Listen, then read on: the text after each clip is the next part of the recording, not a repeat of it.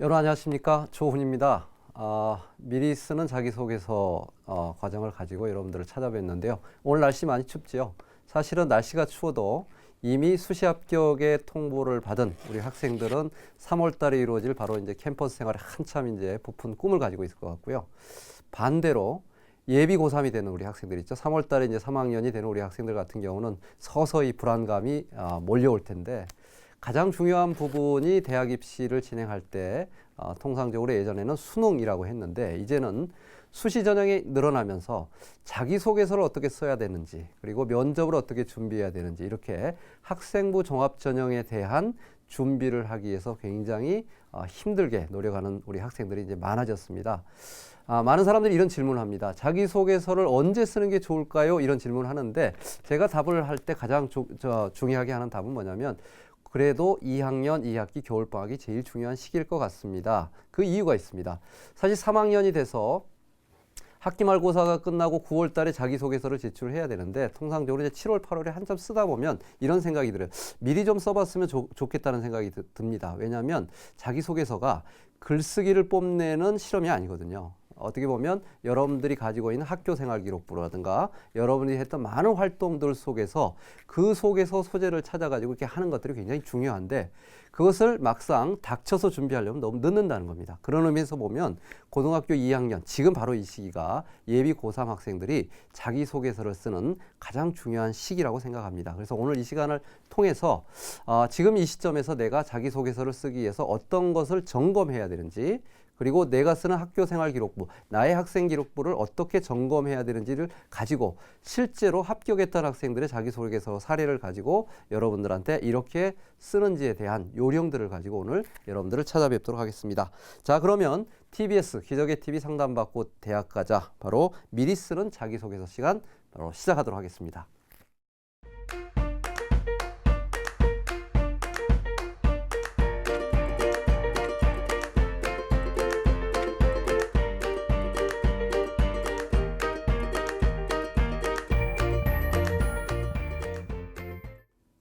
네, 자 자기소개서 워밍업 시간입니다. 워밍업이라는 게 몸 푼다는 이야기인데요.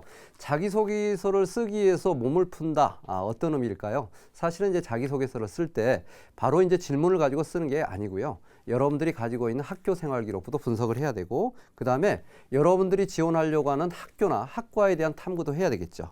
그리고 이제 그것을 기반으로 해서 이제 문항 분석을 한 다음에 문항 분석이 되면 어떤 소재를 자기소개서로 가져갈 것인지에 대한 내용도 가져가야 되고 또 그걸 어떻게 상황 전개를 하고 어떻게 글을 전개할 것인지에 대한 전체적인 어떤 맥락을 파악하면서 이렇게 써야 되겠죠. 사실 여러분들이 자기소개서를 쓸 때 바로 글을 쓰기보다는 이 워밍업 시간이 굉장히 중요합니다. 몸을 푼다는 의미인데 사실은 이게 몸을 푼다는 의미보다는 분석하는 시간 그리고 분석을 통해서 어떻게 나만의 소재를 차별화해서 쓸 것인지에 대한 것이 중요하기 때문에 그렇습니다. 많은 입학사정관들이 자기소개서 평가를 할 때 그런 이야기를 합니다. 좋은 자기소개서라는 것은 그냥 있는 미사여구를 총동원해서 잘 쓰는 자기소개서가 아니라 이 자기소개서를 보면 이 지원자의 성향, 성품, 인격, 인성 그리고 특징들이 명확하게 드러나는 자기소개서가 좋은 자기소개서다라고 이야기를 합니다. 그만큼 자기소개서에서 중요한 점은 다른 사람의 자기소개서와 차별화된다는 관점인데요. 그런 차별화되는 관점을 갖기 위해서는 바로 여러분들이 가지고 있는 기록들이 있습니다. 그 기록들 중에 가장 먼저 분석해야 되는 게 바로 여러분들의 학교생활 기록부입니다. 자, 그러면 학생부 분석에 대해서 좀 설명을 드릴 텐데요. 자, 표를 잠깐 보시면서 여러분들의 학생부를 한번 살펴보도록 하겠습니다. 여러분들의 학교생활 기록부는 크게 보면 두 가지로 나눠지죠. 첫 번째는 이제 성적입니다. 자, 성적은 이제 내신 성적이 있는데 내신 성적은 이제 교과에 대한 내신 성적입니다. 그래서 주요 교과라고 그래서 국어, 영어, 수학, 사회, 과학이라고 하는 게 나와 있고 전체적으로 평균 성적이 나와 있고 그것이 학년별로 이제 1학년, 2학년.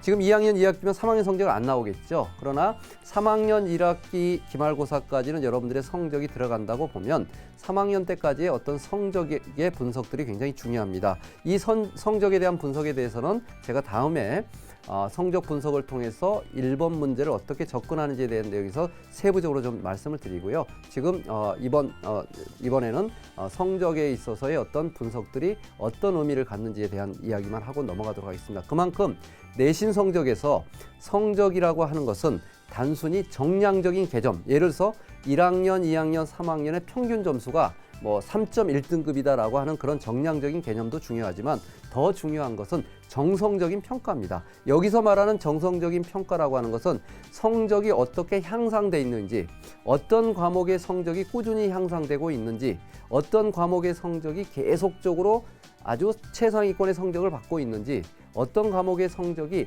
하락을 했다가 다시 올라갔는지에 대한 내용을 분석하는 것이 바로 성적 향상에 대한 정성적인 평가라고 할 수 있습니다. 정량적인 평가도 중요하지만 입학사정관들이 보기에 발전 가능성이나 자기주도성을 평가할 때는 성적의 분석에 있어서 굉장히 중요한 부분이 바로 성적 향상 추이라고 봅니다. 그래서 많은 사람들이 그런 이야기를 하죠. 내신 성적이 계속 올라가는 것이 입학사정관들의 평가에서 좋은 점수를 받을 수 있습니다 라고 하는 것은 단순히 정량적인 개념에서 평균의 의미가 아니라 성적이 어떻게 올라가느냐의 어떤 추이, 또 그것이 여러분들만의 어떤 아주 독특한 스토리를 동반했을 때는 굉장히 중요한 의미를 갖는다는 겁니다. 그래서 성적은 보이는 어떤 양적 점수의 개념보다는 보이지 않는 질적 개념의 어떤 것들을 우리가 분석해내는 것이 자기소개서를 쓰기에 의해서 굉장히 중요한 작업이라고 할 수 있습니다. 자, 여기서 이제 여러분들의 학교 생활 기록부는 내신 성적만 있는 게 아니죠. 자, 다음 장에 보면 내신 성적과 관련되지 않은 여러 가지 활동들이 있습니다. 자, 여러분들의 저기 학교 생활 기록부를 분석하면 크게 보면 창의적 체험 활동이라는 활동들이 있죠. 이 창의적 체험 활동 크게 보면 4가지입니다. 지금 보여지는 화면에서 보여지는 것처럼 자율 활동이 있고요.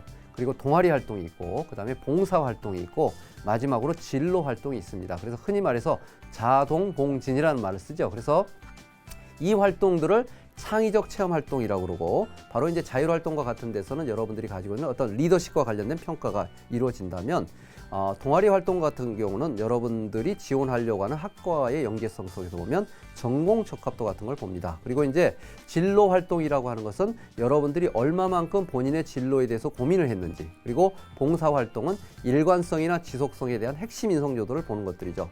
반면 창의적 체험 활동은 속하지는 않지만 학교 생활 기록부에서 기록되어 있는 아주 중요한 내용들이 있죠.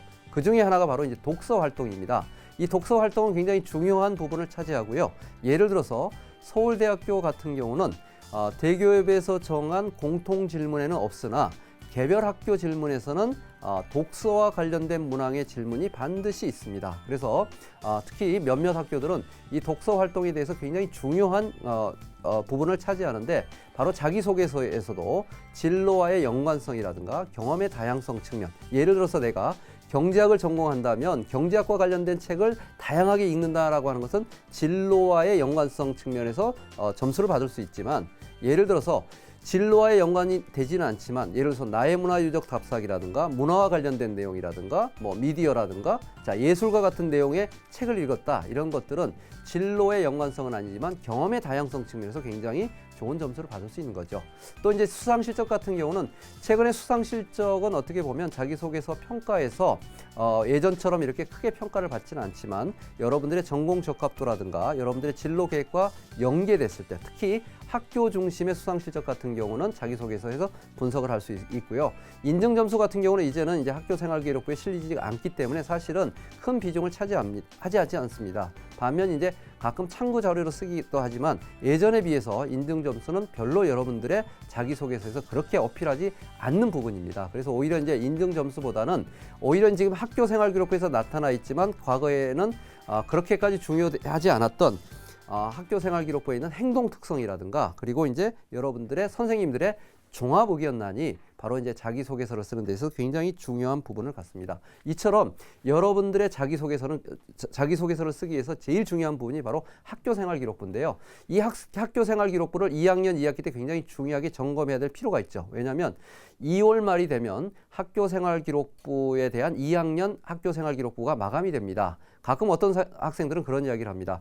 선생님 자기소개서를 쓰려고 그러는데요, 막상 3학년 때 쓰려고 하니까 내가 하는 활동이 아닌 내용들이 학교생활기록부에 기록이 되어 있습니다 라고 이야기를 합니다. 사실 우리 선생님들도 신이 아닌 이상 가끔 여러분들의 활동과 다른 내용을 기입할 수도 있을 개연성이 있습니다. 그래서 선생님도 물론 기록하고 꼼꼼히 확인을 하지만 여러분들도 여러분들의 학교 생활 기록을 꼼꼼히 확인할 필요가 있습니다. 그래서 2학년 말에 학년을 마감하기 전에 만약에 여러분들의 학교 생활 기록부를 보고 사실과 다른 내용이 있다면 반드시 선생님과 상의를 해서 이렇게 수정하는 것이 필요합니다. 잘 아시겠지만 학년이 넘어가면 학교 생활 기록부 수정이 안 됩니다. 그래서 2학년 2학기가 굉장히 학교 생활 기록부를 꼼꼼히 볼 필요가 있고 또 그것을 기반으로 해서 자기소개서를 쓰는 데서 굉장히 중요한 거기 때문에 2학년 2학기 말에 학교 생활 기록부에 대한 마감하는 것들 그리고 분석하는 것들 그리고 점검하는 것들이 굉장히 중요하다고 여러분들이 생각하시면 될 것 같습니다.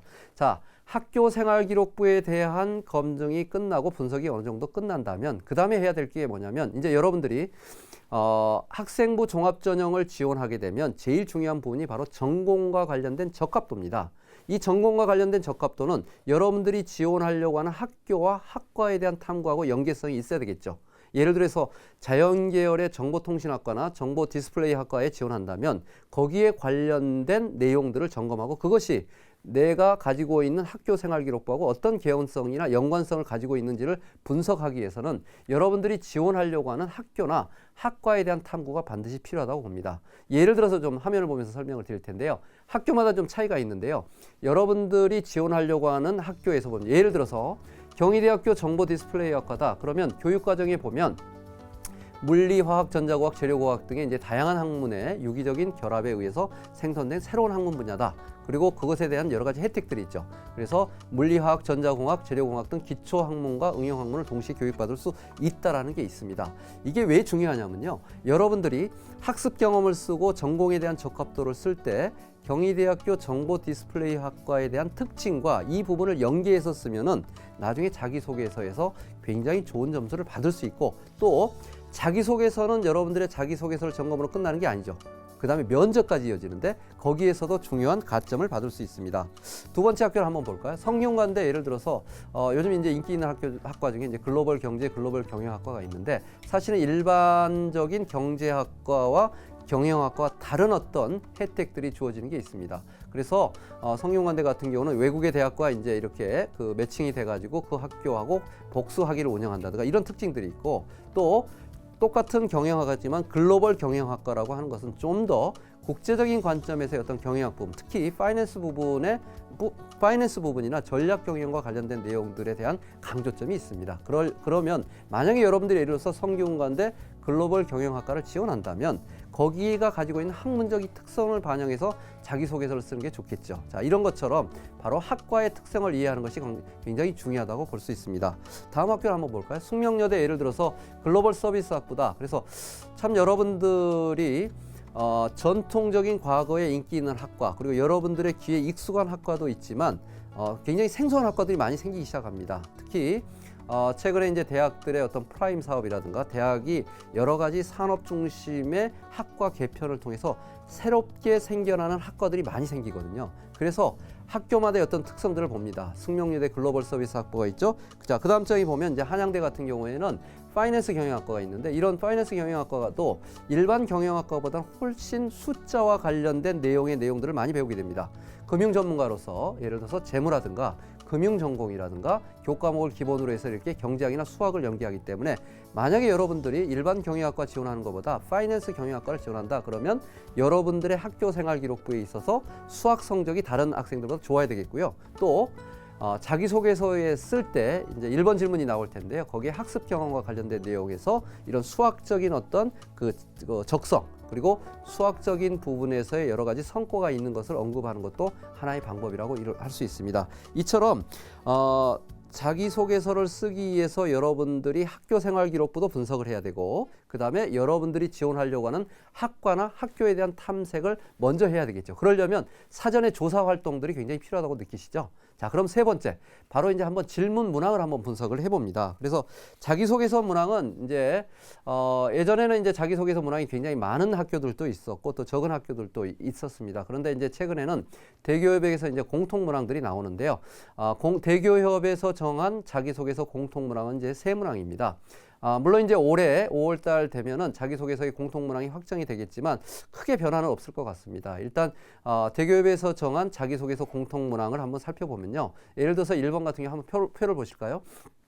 1번에 보시면 고등학교 재학 기간 중에 학업에 기울인 노력과 학습 경험에 대해서 배우고 느낀 점을 중심으로 기술해 주시기 바랍니다. 이거 이제 천자라는 천자라는 이제 한도 내에서 이제 써야 되고, 두 번째는 고등학교 재학 기간에 의미를 두고 노력했던 교내 활동을 3개 이내로 기술해 주시기 바랍니다. 그래서 어떤 학생들은 3개를 쓰는 학생이 있고 3개 이내이기 때문에 1개로 이렇게 쓰는 학생들이 있습니다. 여기서 이제 전제 조건이 하나 붙는 게 교회 활동 중에 학교장의 허락을 받고 참여하는 활동은 포함됩니다. 한마디로 얘기하면 교회 활동에 대한 내용은 쓸 수 없게 돼 있는데 학교장의 허락을 받고 하는 활동은 가능하다, 이런 말이죠. 여기는 이제 1,500자고요.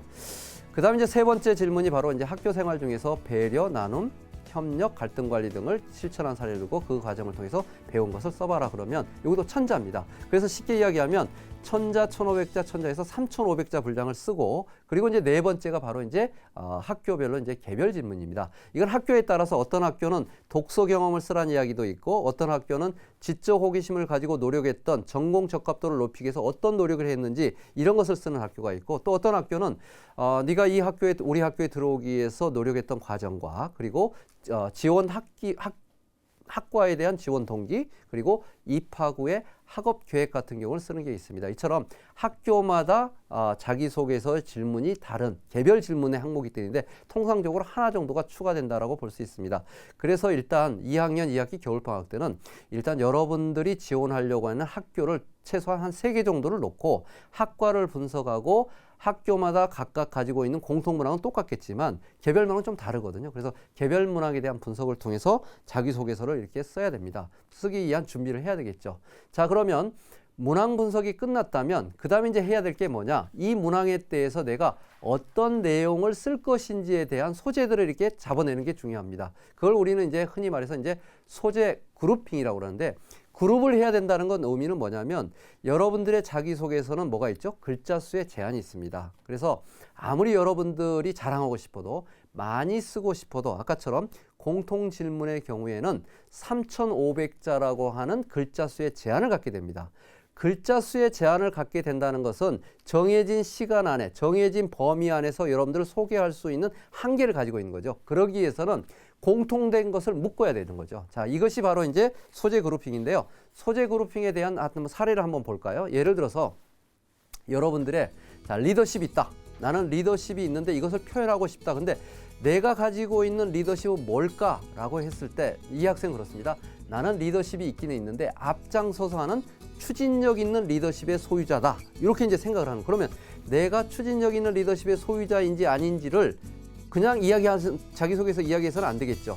나는 이러이런 사례를 통해서 추진력 있는 리더십의 소유자가 됐다라고 이야기를 하기 위해서는 거기에 맞는 사실이 필요한 거죠.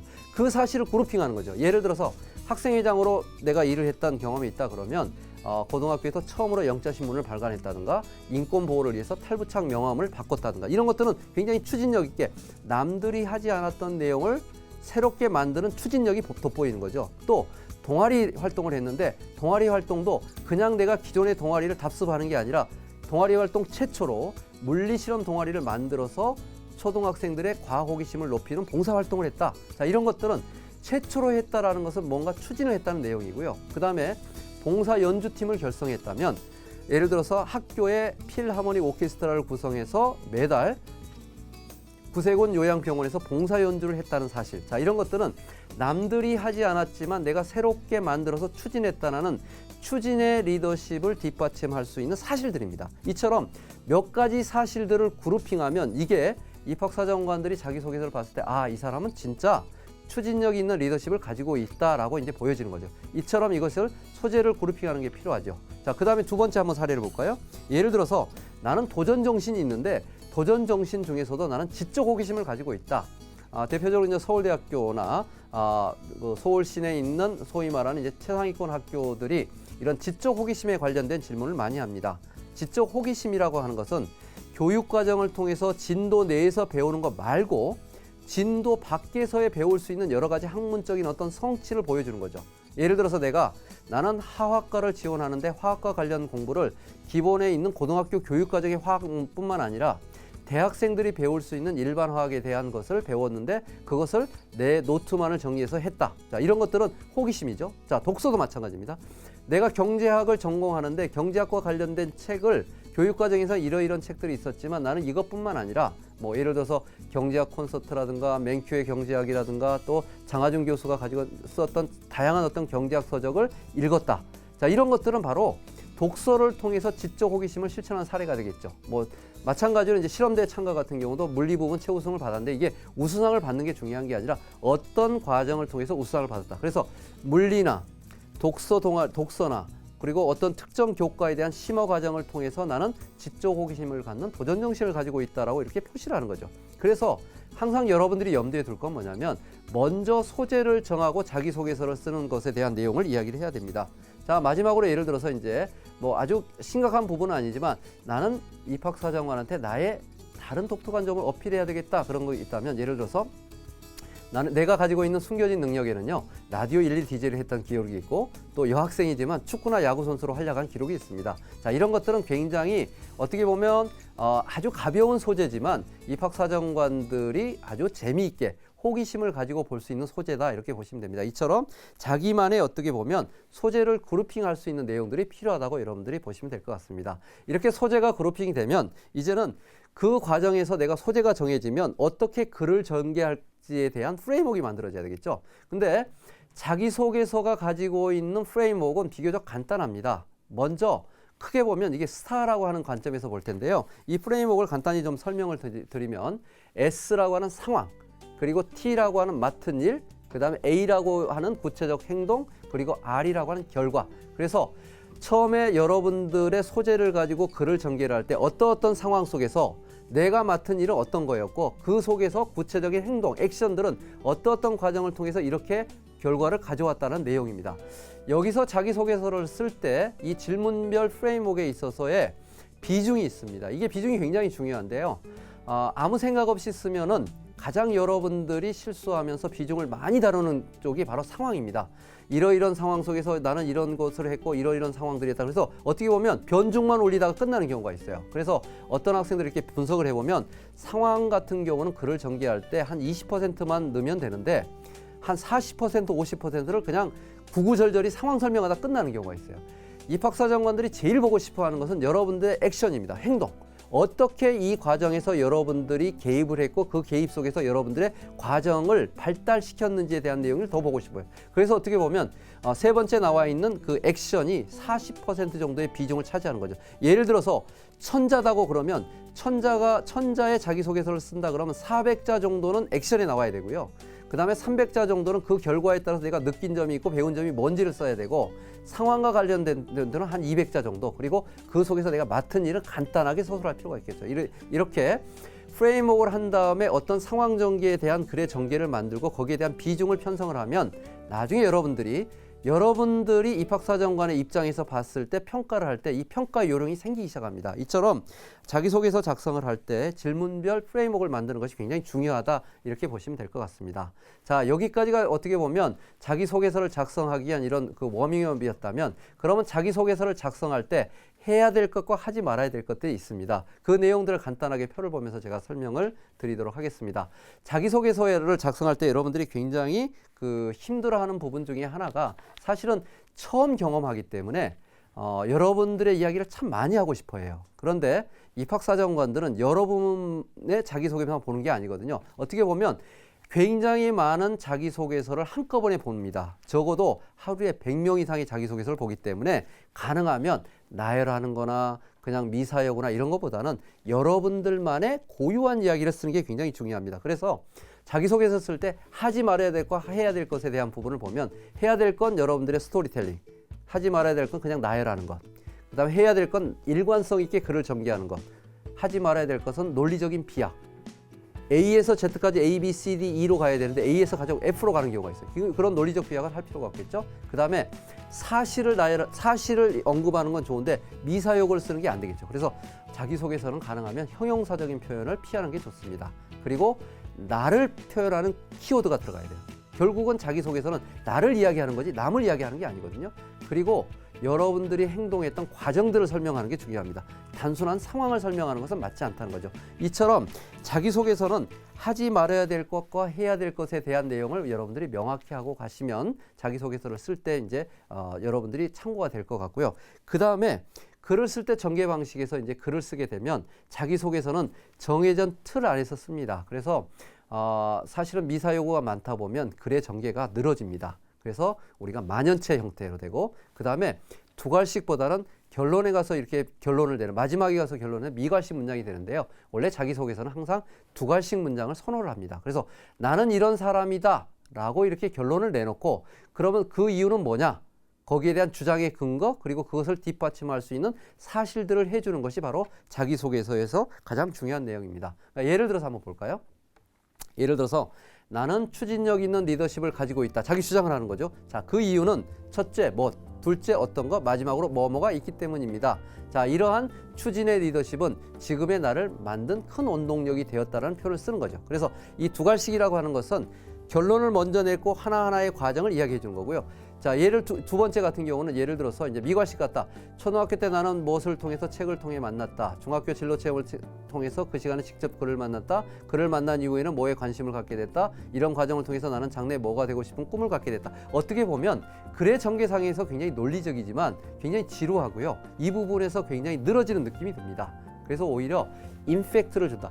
입학사정관들이 보기에 이렇게 명확하게 거기에 대해서 이렇게 딱 볼 수 있는 한눈에 들어올 수 있는 것을 하려면 두괄식 문장을 선호하는 게 좋습니다. 자, 이 밖에 이제 몇 가지 자기소개서를 쓸 때 좀 유의할 것 중에 하나가 바로 이제 중언부언이라고 그러죠. 그 다음에 그 좋은 글 소재가 있는데도 보고 그것을 누락하는 겁니다. 그래서 중복을 하거나 누락하는 것 이걸 그냥 중복금지, 누락금지라고 하는데 영어식 표현으로 보면 미시라는 표현을 쓰거든요. 미시라고 해서 이제 글을 중복을 금지하고 누락을 금지한다. 자, 이런 것들은 여러분들이 글을 통해서 이렇게 중복금지나 누락금지를 하는 것보다는 마인드맵과 같은 툴을 가지고 내가 글의 소재에서 계속 중복되는 소재. 어떤 학생은 거기에 있어요. 자기소개서를 쓰는데 1번, 2번, 3번에 수상 실적이 다 들어가는 거예요. 내가 과학실험대회에서 우수상을 받는데 1번, 2번 질문에도 그 내용이 들어가. 3번 질문에도 들어가. 그렇게 되면 어떤 내용이 되느냐? 학교생활기록부에도 기록이 돼 있고 자기소개서도 기록에 있으면 입학사정관들이 볼 때 굉장히 짜증스러워합니다. 쉽게 이야기하면 너무 좋은 자기가 생각할 때는 좋은 소재이긴 하지만 계속 반복이 되는 것은 그렇게 입학사정관들 입장에서 보면 그렇게 눈에 들지 않다는 거죠. 그래서 아무리 좋은 소재를 할지라도 여러분들이 과감하게 뺄 수 있는 것도 필요한데 그러기 위해서는 자기소개서를 쓰기 전에 그런 과정들을 우리가 가져야 된다는 겁니다. 자, 마지막으로 이제 여러분들한테 좀 자기소개서를 쓸 때 유의할 점 하나가 바로 이제 여러분들이 자기소개서를 쓰게 되면 불안하죠. 그래서 이제 많은 사람들한테 자기소개서 글을 해서 흔히 말해서 이제 지도를 받게 됩니다. 여러분들의 자기소개서를 지도해 주는 사람들은 여러 사람들이 있죠. 주위에. 자, 부모님이 있죠. 그 다음에 학교에 선생님이 있습니다. 그리고 여러분들이 학원을 다닌다면 학원의 선생님들이 있습니다. 또 학원의 선생님 중에서 논술 선생님 있죠. 그러다 보니까 자기소개서를 고치는 단계가 있는데 이 고칠 때 문제가 생겨요. 너무 많은 사람한테 자기소개서를 보여주면 사실은 문제가 생기게 됩니다. 이게 이제 그 태고의 방법인데요. 태고의 방법에 대해서 제가 그 요령에 대해서 이제 몇 가지 유의사항을 이야기를 하겠습니다. 자, 표를 보면서 한번 볼까요? 자, 태고의 방법은 첫 번째는 여러분들이 쓴 자기소개서를 또박또박 읽을 필요가 있어요. 그래서 자기소개서를 눈으로 절대 읽으면 안 됩니다. 눈으로 보면 안 되고요. 반드시 읽으세요. 그러면 읽다 보면 여러분들이 딱 걸리는 경우가 있거든요. 그럴 경우에는 바로 이제 내가 자기소개서가 글이 전체적으로 자연스럽지 못한 것을 느끼게 됩니다. 두 번째는 태고를 할 때 딱 저는 3명의 선생님만 만나라고 이야기를 합니다. 왜냐하면 선생님들을 너무 많은 사람을 만나게 되면 사실은 누더기 에세이가 되기 쉽거든요. 그러니까 좋은 천조각들이 모여지는데 사실 옷을 만들어 보게 되면 이게 누더기가 되는 거예요. 그래서 딱 보면은 굉장히 좋은 자기소개서 같지만 여러분들의 이야기가 아닐 수가 있어요. 너무 많은 사람이 보면. 자, 그래서 이제 그런 부분들을 여러분들이 이제 꼭 3명의 선생님만 만나라고 제가 이야기를 하고 싶고, 또 세 번째는 띄어쓰기나 맞춤법 이런 것들을 틀려서는 안 되는데, 사실 이런 부분들은 최근에 워낙 이제 소프트웨어가 좋아져 가지고 여러분들이 굳이 띄어쓰기나 맞춤법을 신경 쓰지 않아도 자동으로 잡아주는 어떤 시스템, 워딩 시스템이 있기 때문에 큰 문제는 없지만, 그래도 띄어쓰기나 맞춤법 같은 경우는 실수하는 학생들이 가끔 있습니다. 그런 부분들 여러분들이 보시고요. 태고시 이제 태고를 할 때 이제 유의사항은 제가 이제 아까 이야기를 했지만, 자, 누더기 자기소개서 만들지 마라. 너무 많은 자기소개서를 사람들이 봤을 때는 누더기가 된다. 그리고 눈으로 읽지 말고 바로 반드시 여러분들의 소리를 내서 읽어라. 이건 굉장히 중요한 방법입니다. 그리고 마지막, 어설픈 조언자를 만들지 마라. 예를 들어서 이분이 굉장히 자기소개서를 잘 쓰는 사람인데 이 사람한테 꼭 보여주면 합격할 것 같대. 이런 생각을 하는데 절대 그러지 않습니다. 정말 자기소개서를 잘 보는 사람은 여러분을 가장 잘 알고 있는 선생님이 제일 좋습니다. 그래서 여러분들을 잘 알고 있어야지 이 친구는 이런 장점이 있는데 이런 부분들을 놓쳤어 라고 하는 부분이 있기 때문에 그런 부분들을 여러분들이 보셔야 됩니다. 자, 그리고 이제 여러분들의 자기소개서는 자기소개서로 끝나는 게 아니고요. 사실은 자기소개서의 또 마지막 준비 중에 하나가 바로 면접과 관련된 내용입니다. 그래서 여러분들이 자기소개서를 할 때 면접에 대한 대비를 해야 되겠죠. 특히 확인 면접 같은 경우는 여러분들이 하는데 그 부분에 대한 표를 제가 간단히 좀 준비를 해봤는데요. 간단하게 좀 말씀을 드릴게요. 자, 면접 대비 예상 질문인데 예를 들어서 여러분들이 내가 자기소개서에서 나의 성장 과정이나 환경 같은 경우는 기술했느냐? 내가 지원하게 된 구체적인 요인을 보여줄 수 있느냐, 내가 선택한 분야, 내가 지원하게 된 전공이나 이런 것을 의미 있게 수행할 수 있는 자료들이 나타났느냐를 A, B, C들을 해가지고 한번 점검을 해보시기 바랍니다. 자, 그 다음 장에 보면 다 평가형이 이제 몇 가지가 있는데요. 전공 적합도에 대한 평가에서 내가 학업과 관련된 계획을 적절하게 구상했느냐, 진로에 대한 계획을 적절하게 구성하고 있느냐, 그 다음에 발전 가능성에서 내가 가지고 있는 여건을 극복했느냐, 나의 성장 과정이 제대로 나타나 있느냐. 자, 이런 것들을 A, B, C, D 항목으로 표시를 해보면 기본적으로 여러분들이 이제 내가 자기소개서를 어느 정도 쓸 준비가 돼 있는지 안 돼 있는지, 그리고 내가 다른 학생들보다 준비할 수 있는 소재가 있는지 없는지에 대한 기본적인 평가가 나옵니다. 그걸 언제 하느냐? 바로 지금 해야 됩니다. 2학년 2학기 때 이 과정을 통해서 내가 자기소개서를 쓸 준비가 어느 정도 됐는지, 그래서 100%를 기준으로 한다면 한 70% 정도 준비됐다면 여러분들은 꽤 잘 돼 있는 거죠. 근데 예를 들어서 30%, 40%밖에 준비가 안 돼 있다 그러면 두 가지를 결정해야 돼요.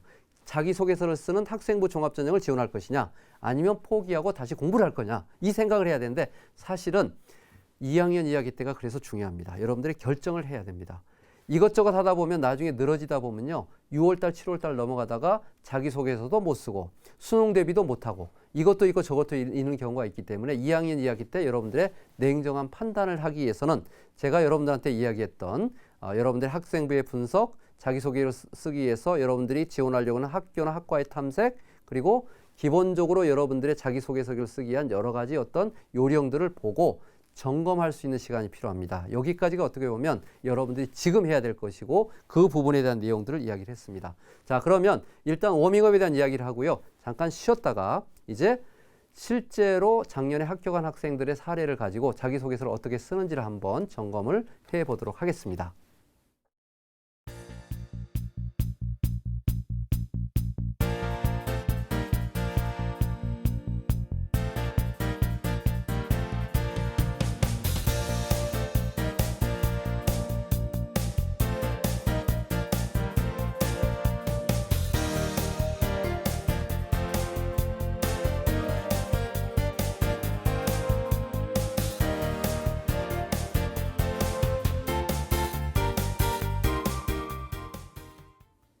자, 2학년 재학이 굉장히 중요한 시기입니다. 여러분들의 자기소개서를 하기 위한 그 분석 정확히 하시고요. 그 다음에 이제 작년에 합격했던 학생들의 사례, 세 가지 공통 질문만 가지고 제가 간단하게 좀 언급을 해보도록 하겠습니다.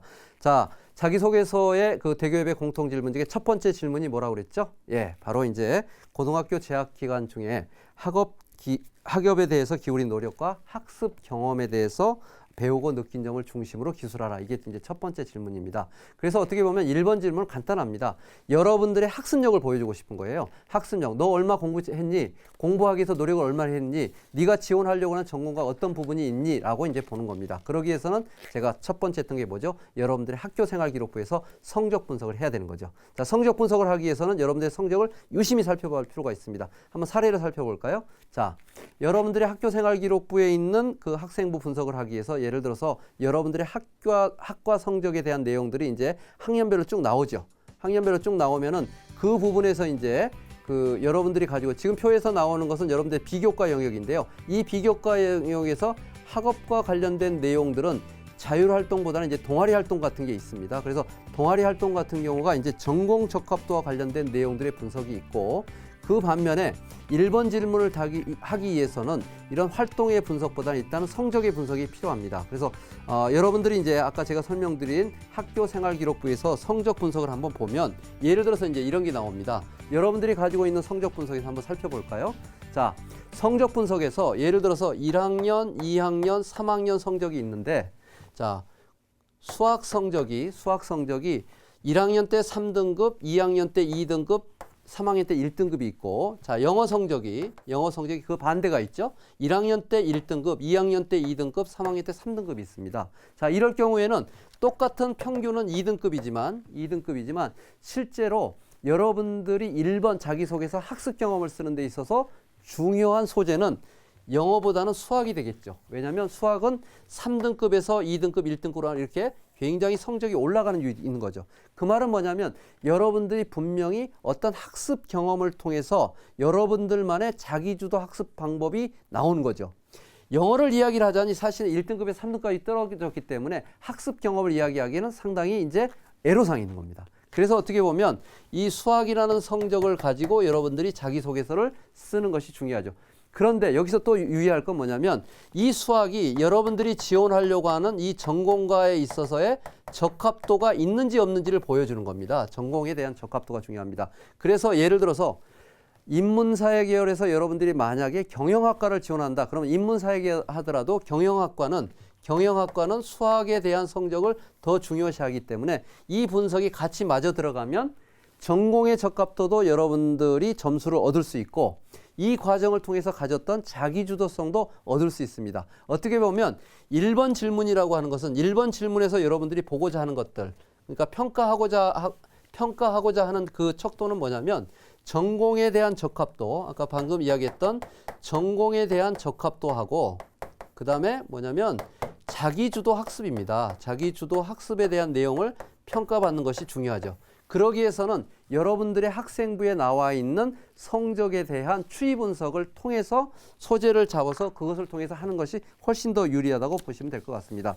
자, 그러면 자기소개서 예시를 한번 보도록 하겠습니다. 자기소개서 제가 이제 작년에 합격했던 사례, 특히 우리 상담받고 대학 가자라는 프로그램을 통해서 합격했던 사례 학생의 자기소개서를 몇 개를 가져와 봤는데요. 자, 첫 번째 1번 질문입니다. 이 친구는 이제 중앙대학교 다빈치 인재 전형에 합격을 했는데요. 자, 볼까요? 간단하게 살펴볼게요. 저는 운동 중에서 배드민턴을 가장 좋아합니다. 배드민턴을 좋아하는 이유는 집중력을 얻기 위해서입니다. 자, 여기 집중력과 관련된 내용이 있죠.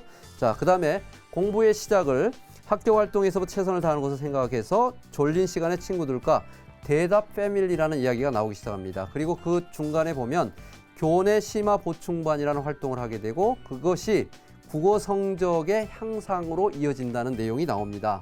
자, 그 다음에 이제 그 다음 장으로 넘어가면요. 이 아이가 가지고 있는 것 중에 하나가 뭐냐면 학습 도우미인데 학습 도우미 활동 중에서 모닝 수학 활동에 대한 내용이 나옵니다. 모닝 수학 활동에 대한 내용이 나옵니다. 자, 그러면 이 학생이 가지고 있는 자기주도 학습에서 자, 아까 제가 한 내용에서 한번 살펴볼까요? 소재 선택이 굉장히 중요하다고 그랬죠. 소재 선택이 중요하고 1번 질문에서 보고자 하는 것은 전공과 관련된 적합도라고 그랬고 그 다음에 자기주도 학습이라고 그랬습니다.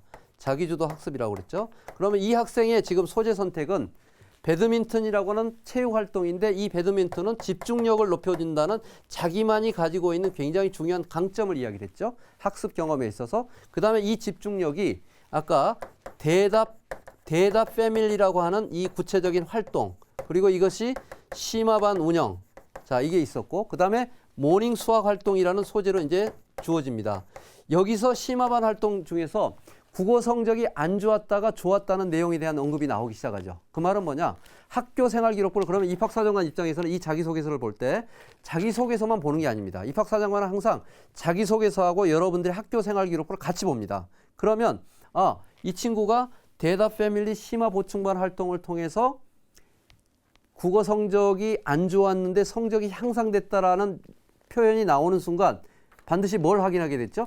학생부를 보는 거죠. 학생부에서 이 친구가 보니까 1학년 때 국어 성적이 3등급이었는데 3학년 때 국어 성적이 1등급이 됐어. 그러면 지금 여러분들이 자기소개서에서 나열하는 이 내용이 구체적인 사실로 학교 생활 기록부에서 딱 언급이 되는 거죠. 그 말은 뭐냐면 학교 생활 기록부하고 학생부하고 여러분들이 가지고 있는 자소서가 일치한다는 거다. 요 표현을 뭐라고 그러냐면 정합성이라는 표현을 씁니다. 정합성. 그래서 학생부에 있는 내용과 자기소개서에 있는 내용이 정합성을 이뤘을 때 여러분들은 평가를 훨씬 더 잘 받게 됩니다. 그래서 이 친구 같은 경우는 물론 이제 합격한 친구의 학교 자기소개서이기 때문에 당연히 잘 썼다라고 가정을 하지만 제가 볼 때는 학생부에 대한 분석을 통해서 학습 경험에 대한 내용을 이야기를 할 때 본인이 좋아했던 체육 활동도 같이 언급하면서 구체적으로 나는 대답 패밀리, 모닝 수학, 그리고 심화반 운영, 그걸 통해서 나는 학습 경험을 통해서 학업의 성취도를 높였다. 이렇게 이제 글을 전개하면서 자연스럽게 굳이 나 공부 잘해요 이야기하지 않더라도 충분히 자기소개서를 이렇게 보여주는 내용이라고 할 수 있습니다. 이처럼 아까 말씀드린 것처럼 기본적으로 가장 중요한 거 소재 선택을 할 때 잘하자. 그리고 이 소재 선택을 할 때는 단순히 소재 선택을 할 때는 단순히 그냥 자기소개서를 쓰기 위한 소개 선택이 아니라 여러분들이 가지고 있는 학교 생활 기록부하고 여러분들이 지원하려고 하는 학교와 학과의 특성을 정확하게 이해한 다음에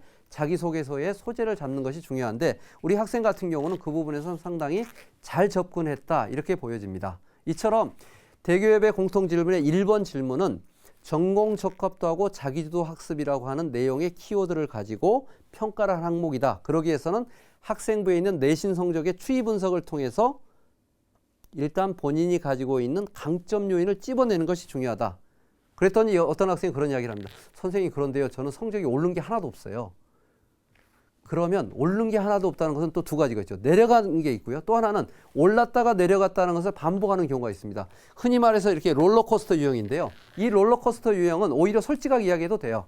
내가 왜 여기서 이 시점에서 내려갔는지, 내가 왜 내려갔다가 올라갔는지 이 내용을 가지고 사례를 가지고 여러분들 이야기할 수 있습니다. 그래서 어떻게 보면 이런 내용들도 그냥 솔직하게 나의 학습 경험을 이야기한다는 측면에서는 점수를 잘 받을 수 있습니다. 물론 어떤 학생은 그냥 111 이렇게 성적이 아주 최상위권을 유지하는 학생들이 있습니다. 자, 이럴 때는 성적에 있어서의 일관성을 유지하는 비율이 어떤 건지에 대한 것을 초점을 맞춰서 자기소개서를 쓰는 거죠. 그래서 어떻게 보면 학생부에 있어서 내신 성적을 분석한다는 것은 각자의 가지고 있는 추이에 따라서 다르게 전개될 수 있다. 어떤 학생은 모멘텀을, 어떤 학생은 꾸준함을, 어떤 학생은 어떤 집중력이나 자기만의 학습 방법을 통해서 터득한 학습 경험을 통해서 꾸준히 올라가는 것을. 이런 것들이 결국은 1번 질문의 핵심 내용이다. 이렇게 보시면 될 것 같습니다.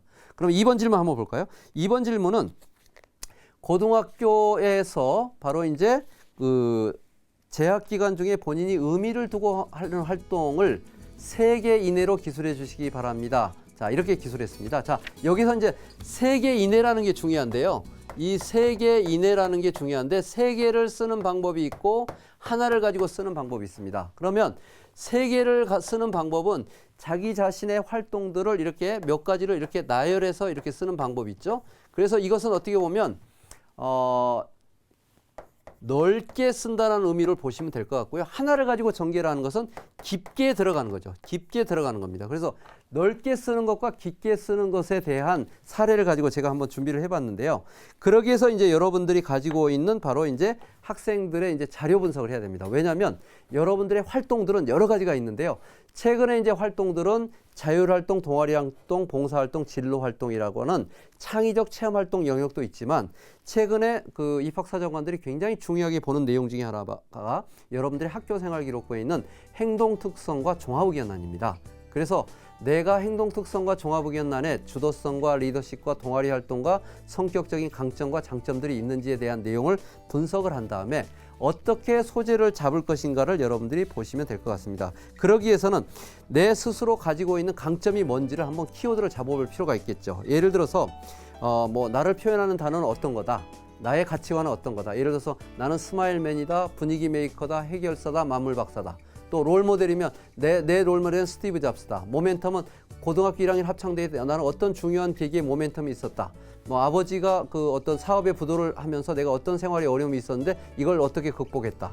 그리고 특수적인 환경들 있죠. 예를 들어서 섬에서 내가 12년 동안 살았다. 다문화 가정이다. 부모님의 이혼이 있다. 자, 이런 것들은 바로 여러분들이 가지고 있는 활동들과 여러분들의 환경을 환경을 접목해가지고 자기소개서를 이렇게 승화시킬 수 있는 중요한 사례라고 볼 수 있습니다. 제가 그러면 자기소개서 중에서 크게 두 가지라고 그랬죠. 세 가지 활동을 각각 세 개를 나열해서 쓰는 방법. 넓게 쓰는 방법, 여러 가지 활동들을 넓게 쓰는 방법이 있고 하나의 활동을 꾸준히 쓰는 방법이 있습니다. 요 두 가지 사례를 대비하면서 한번 설명을 해도록 하겠습니다. 먼저 세 가지 활동들을 이렇게 나열하는 내용인데요. 한 학생의 이제 사례가 뭐냐면 한 학생은 여러 가지 활동이 있는데 첫 번째는 고급 수학을 이수했다. 이 말은 뭐냐면 심화 과정을 이수했다는 내용이죠. 그래서 고등학교 진행하는 고급 수학 이수 과정에서 나는 매주 수업을 들었고 수업 내용을 이해하기 위해서 복습하고 그 결과 고급 수학 과정을 이수했고 고등학교 수학 과정을 더 깊게 이해하게 됐다. 자, 어떻게 보면 내가 심화 공부를 이렇게 했다라는 것을 이야기하기 위한 내용입니다. 동아리 활동이든 요즘 이제 우리 학생들이 이제 많이 쓰는 내용 중에 그 R&E 활동들이 있죠. 그래서 연구조사 활동들 같은 경우를 여기다 이제 쓰는 것처럼 이 학생 같은 경우는 고급 수학 이수라는 항목으로 해서 이게 200자인데 요걸 이제 500자, 1500자니까 500자 정도 늘려가서 구체적인 사례를 적어내는 게 있고 자, 두 번째 이 학생은 고급 수학 이수를 하고 또 하나 나올 때는 뭐냐면 동아리 실험 활동을 넣습니다. 그러니까 동아리 실험 활동에서 이제 교육 과정에 제한된 실험이 아니라 자기가 그 하고 싶은 주제 실험들을 여러 가지가 했는데 이것이 동아리 활동을 통해서 했던 내용들로 그것이 뭐 식물들의 구조라든가 특성을 비교하는 활동들을 했다. 자, 그런 의미에서 내가 지원하려고 하는 이런 부분들의 특성을 이해했다. 이게 있고 그다음에 세 번째 활동이 바로 이제 자기주도 학습과 관련된 내용입니다. 저는 공부는 스스로 하는 것이라고 생각하기 때문에 자기주도 학습을 신청했다. 수업을 마친 후에 이러이러한 활동을 했고 그런 결과 내가 총 몇 시간의 활동을 받고 인증서를 받았다. 그리고 이런 것들이 스스로 나의 어떤 그 어떻게 보면 자기주도 학습에 대한 내용을 했다. 자, 이 학생 같은 경우는 고급 수학을 이수했고 그다음에 동아리 실험 활동을 통해 했고 자기주도 학습이라고 하는 이 세 가지 활동을 중심으로 해서 자기 활동을 나열하는 어떻게 보면 세 개의 활동을 이렇게 넓은 의미의 나는 이런 활동을 했다. 물론 이 학생은 학습 경험을 가지고 주로 했기 때문에 어떻게 보면 한쪽으로 치우쳐져 있는데 예를 들어서 이런 게 있죠. 자, 동아리 활동 중에서 내가 오케스트라 활동을 했다. 봉사 활동 중에서 예를 들어서 내가 다문화 가정의 공동체 활동을 3년 동안 했다. 자, 다문화 가정 공동체 활동, 오케스트라 활동, 그다음에 동아리 활동에서 실험 동아리 활동을 했다. 이런 세 가지 각각이 가지고 있는 특성을 파악을 해서 세 가지 활동을 나열하는 친구가 있습니다. 자, 그러면 세 개를 하는 게 맞느냐, 한 개를 하는 게 맞느냐, 세 개 이내라고 했으니까 사실 이건 정답이 없습니다. 어떤 학생들은 하나의 활동을 꾸준하게 3년 동안 똑같은 소재를 가지고 하는 활동들도 어필할 수가 있죠. 자, 두 번째 사례 같은 경우는 그런 학생인데요. 두 번째 사례 같은 경우는 작년에 이제 그 숙명여자대학교의 문헌정보학과에 합격한 학생입니다. 이 학생은 이제 도서관 사서 활동과 관련된 내용을 했습니다. 그래서 이 학생의 자기소개서를 읽어보면 자, 첫 번째 이게 쭉 보면 뭐가 나오냐면 저는 그 사서에 대한 간절한 꿈이 있었습니다. 첫 번째로 하루에 20분씩 책 읽고 3분 글쓰기에 1, 2, 3 독서 운동을 했습니다. 그래서 하루 20분씩 3분 글쓰기라는 독서 운동 활동에 대한 내용을 했고 그 결과 2학년 모두 교내 독서문화 운동대회에서 우수상을 받았고 금상을 수상했고 독서 승가를 갖게 됐습니다. 자, 요게 하나의 크게 보면 하나의 활동이죠. 자, 그 다음 장에 보면 두 번째 활동 이야기해야 되는데 이 두 번째 활동조차도 독서 관련된 활동입니다. 여기는 뭐냐면 두 번째로 2학년 때 비슷한 꿈을 가진 학생들과 책을 읽으면서 토론했던 분야별 꿈 연계 독서 토론 활동을 했습니다. 그래서 분야별 꿈 연계 독서 토론 활동을 2명부터 시작했는데 계속해서 이어졌고 그것이 하나의 동아리 활동으로 이어졌다는 내용을 서술하고 있습니다. 그래서 도서관 사서가 되기 위한 1, 2, 3 독서 활동, 그 다음에 분야별 독서 연계 독서 토론 활동을 이야기했고요. 그 다음에 요걸 이제 넘어가면 세 번째가 나옵니다. 세 번째 내용을 보면 세 번째 내용에서는 또 마찬가지로 사서 관련된 독서 활동을 했는데 내가 이러이런 책을 읽게 됐고 그 책이 나한테 어떤 의미가 있었다라고 하면서 책들에 대한 내용이 나옵니다. 유럽 도서관에서 길을 묻다, 북미 학교 도서관을 가다, 사서가 말하는 사서를 읽었다. 자, 이런 내용들을 보면 이 친구는 오롯이 도서관 사서라고 하는 꿈을 실현하기 위해서 3년 동안 활동했던 내용을 이 세 가지 있는 활동에 다 담고 있습니다. 그래서 어떻게 보면 이 학생 같은 경우는 아주 깊게 하나의 활동을 이렇게 했는데 자, 여기서 이제 평가가 입학사정관 평가는 이제 엇갈릴 수가 있어요. 야, 이 학생은 사서가 되기 위해서 정말 노력을 많이 했네. 긍정적인 평가가 있죠. 또 어떤 입학사정 그런 생각을 할 수 있어요. 사서 말고는 생각한 게 하나도 없네. 그래서 전공의 적합도는 높지만 경험의 다양성은 정례라고 하는 생각이 있습니다. 자, 이걸 우리가 간단하게 보면요. 활동을 생각할 때 여러분들이 반드시 점검해야 될 게 바로 상대성입니다. 그래서 경험의 다양성이냐, 자, 그 다음에 전공의 적합도냐, 자, 전공의 적합도냐라고 하는 측면인데, 요게 상충관계에 있다는 겁니다. 경험의 다양성이라는 걸 뭐죠? 쉽게 얘기하면 다양한 활동을 많이 하는 거고요. 전공의 적합도라는 것은 하나의 활동을 깊게 하는 거죠. 그래서 세 개인의 활동을 이야기할 때 이것을 강조할 거냐 아니면 이걸 강조할 것이냐를 여러분들이 한번 정할 필요가 있죠. 예를 들어서 나는 한 가지 활동을 기본적으로 깊이 하는 활동이다. 그럼 당연히 이 두 번째를 가고 여러 활동을 다양하게 하는 거다. 첫 번째로 가는 거죠. 자, 그런 부분에서 여러분들이 소재 선택을 하는 게 이제 중요합니다. 자, 세 번째 질문 넘어갈까요? 대교의 공통문항의 세 번째 질문 같은 경우는 바로 이제 여러분들의 학교 생활 중에서 배려, 나눔, 협력, 갈등 관리 등을 실천한 사례, 그리고 그것에 대한 내용을 한번 적어보라고 합니다. 여러분들의 바로 인성평가입니다. 그래서 사실은 배려, 나눔, 협력, 갈등 관리는 인성평가를 이야기하고요. 이 인성평가는 지금 이제 중요하게 여겨지는 거에 있어서 굉장히 중요한 요소 중에 하나가 바로 공동체 의식을 이야기합니다. 공동체 의식에 대한 평가입니다. 그래서 남을 배려하고 다른 사람한테 나눠주고 그리고 어떤 사람과의 관계성 중에서 협력을 하고 갈등 관리를 한다는 것은 그만큼 공동체 의식이 있다는 것을 이야기를 하죠. 그러기 위해서는 자기만의 키워드를 한번 분석을 해볼 필요가 있는데 제가 표를 보면서 나는 배려가 있는 사람이야. 나는 협상력이 있는 사람이야. 나는 규범을 잘 지키는 사람이야. 이렇게 자기만의 리더십 스타일을 한번 분석할 필요가 있겠죠. 그래서 어떻게 보면 배려심이 있는 친구들은 나눔과 배려에 대한 소재를 하는 친구가 있고 또 협상이나 규범을 잘 지키는 학생들 같은 경우는 갈등 관리나 협상, 또 규칙 준수. 자, 이런 것들이 바로 소재에 대한 내용들을 가지고 나오는 내용입니다. 자, 이걸 가지고 한번 썼던 사례들을 아까 제가 처음에 이야기했던 스타라는 기법을 통해서 한번 그 소재를 썼던 내용들을 한번 살펴보도록 하겠습니다. 사례를 한번 볼 텐데요. 이 학생 같은 경우는 이제 자기소개서 이제 이렇게 글을 전개하죠. 제가 할 수 있는 일은 나눔이라고 생각합니다. 여기서 아까 스타 기법이 나오죠. 상황은 나는 나눔이라고 생각합니다. 그러면 나눌 때 내가 어떤 일을 했는지가 바로 T죠. 태스크라고 그러죠. 그래서 학교 생활을 하면서 제가 잘할 수 있는 일이 공부였기에 저는 친구들에게 지식의 나눔을 실천하고자 합니다. 이게 내가 했던 일이고요. 그러기 위한 이제 액션. 아까 액션이 몇 %라고 그러죠? 통상적으로 그래서 40%를 이야기를 하죠. 그래서 평소 친구들에게 저희가 문제 질문을 하는데 그때마다 나는 친구들과 관련된 내용들을 이야기를 하고 그것이 가르쳐 주다 보니까 내가 막상 했던 내용들, 가르친 내용들이 시험에 나왔다. 그래서 결과적으로 나한테는 도움이 됐다는 내용을 가지고 이렇게 스타라는 기법을 통해서 이야기를 합니다. 자, 이처럼 자기소개서 관련해서 여러분들과 이제 쭉 한번 이야기를 해봤는데요. 제가 여러분들한테 간단하게 글을 정리하면서 이번 시간을 마칠까 합니다.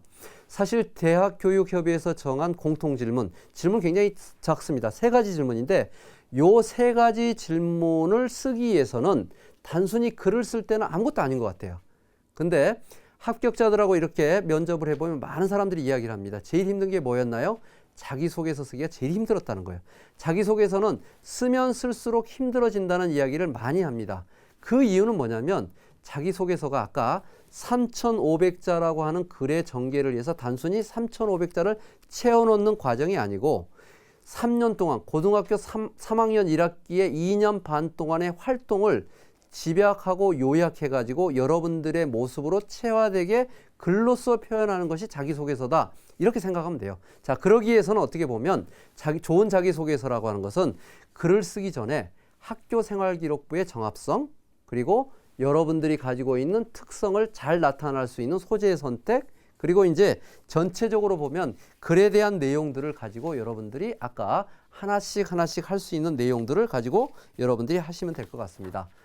자, 이처럼 자기소개서 관련해서 이제 여러분들과 이제 이야기를 나눠봤는데요. 지금 2학년 2학기 굉장히 중요한 시기입니다. 그래서 여러분들이 자기소개서를 쓰기 위해서 학생부를 꼼꼼히 점검을 해보고 미리 자기소개서를 한번 써보는데 그게 나한테 어떤 부족함이 있는지 또 앞으로 어떻게 해야 될지에 대한 내용을 점검하면서 가는 시간이 바로 아주 중요한 2학년 2학기입니다. 그래서 여러분들이 이번 2학기를 준비를 하고 3학년 때 1학기 시작하기 전에 자기소개서에 대한 부분을 초안을 어느 정도 완성을 해놓고 부족한 부분을 3학년 1학기 때 완성한다는 관점으로 여러분들이 준비하시면 내년에, 올해죠. 올해 정말 학생부 종합전형에서 좋은 결과를 얻으리라는 생각이 듭니다.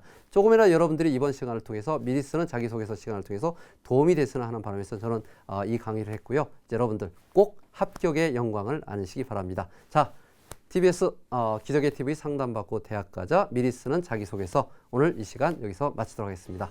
고맙습니다.